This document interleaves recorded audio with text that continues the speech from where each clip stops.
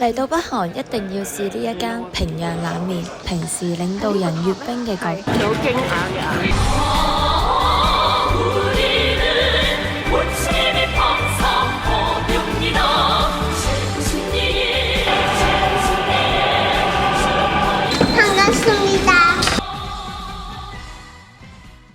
今集第一站嚟到平壤保齡球館。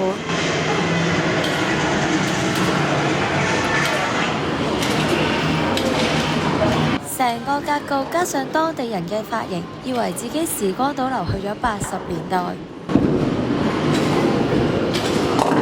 真係有北韓當地嘅人民喺度玩緊㗎。我留意到保齡球館裡面嘅美食車，竟然有中國同埋日本品牌嘅嘢飲。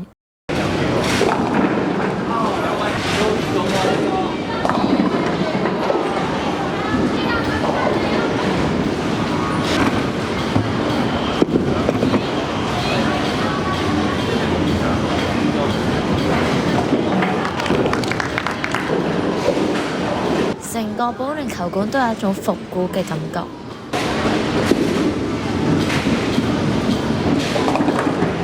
裏面除咗有保齡球玩之外，亦都有籃球機。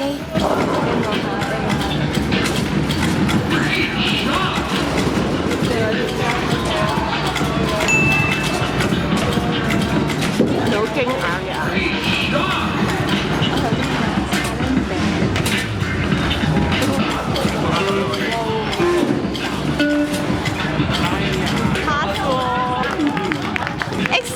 仲有類似食雞嘅槍擊 game 添。食雞嘅。北韓嘅人無論大人細路都會玩。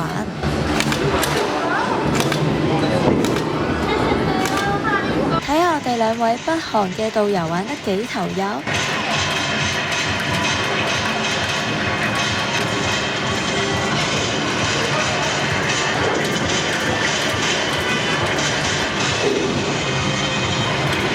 第二站嚟到人民大學習堂，亦都係佢哋國家級嘅圖書館。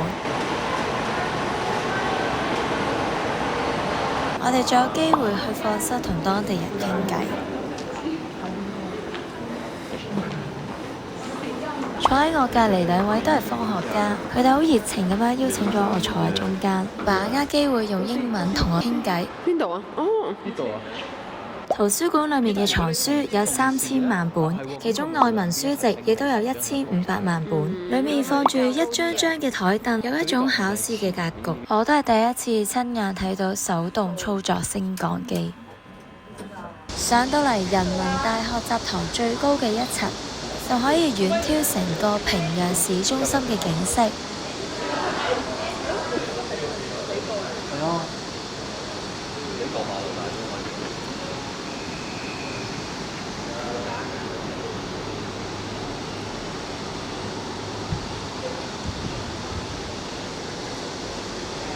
呢個方向望出去就係平時領導人閱兵嘅角度。嗰個尖嗰個咩？唔係。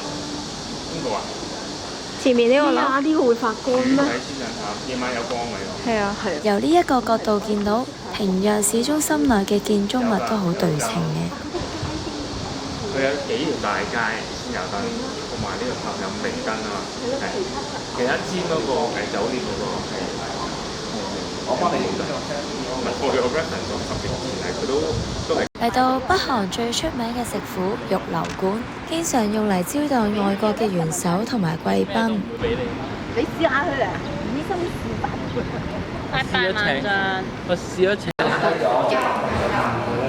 係呢個 egg 嚟㗎 ，steam egg 唔煲啊。唔知咩湯咯。好貴喎嗱！我頭先見人食嗰啲餅啊。哦。一個乳鴿水。ice cream。呢度可以試到最著名嘅平壤冷麵。除咗冷麵之外，我哋團友仲嗌咗乳鴿同埋燒鵝。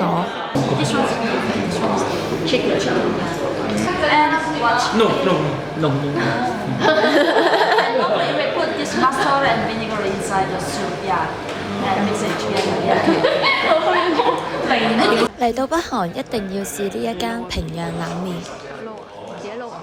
果然係前任南韓總統文在寅指定嚟到北韓要食嘅菜式。冇食過肉流館嘅平壤冷麵，唔好話自己去過北韓。有冇邊位想要牛肉啊？領隊亦都好推介佢哋嘅雪糕，所以我哋食完冷麵之後，每人都有一球。食飽飯之後，我哋有機會喺平壤嘅大街度行下。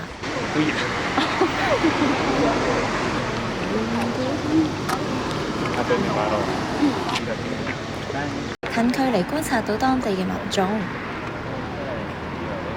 平壤嘅主要交通工具有巴士、有軌電車同埋地鐵。一般嘅民眾係唔會擁有車，所以就算喺首都平壤，馬路上亦都唔見有好多車行駛。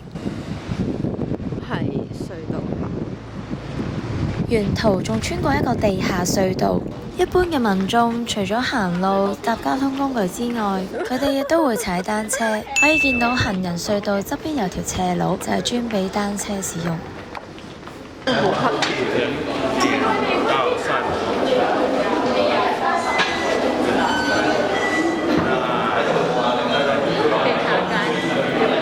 嚟到祖國解放戰爭勝利博物館，會喐啊啦！你估會喐到啊？裡面分咗兩個部分，紀念館同埋露天展區。紀念館裡面有3層，主要講述當年韓戰嘅歷史。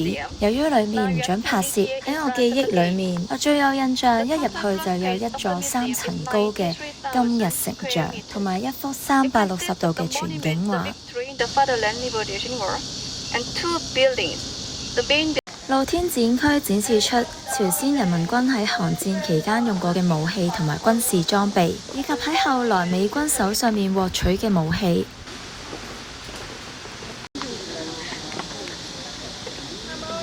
亦展示當時被沒收嘅美國海軍間諜船。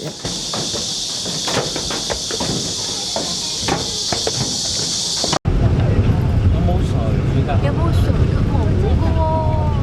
下一集我會睇亞利郎表演，仲會有離隊嘅機會，記得撳訂閱，唔好錯過下一集嘅精彩內容啊！拜拜。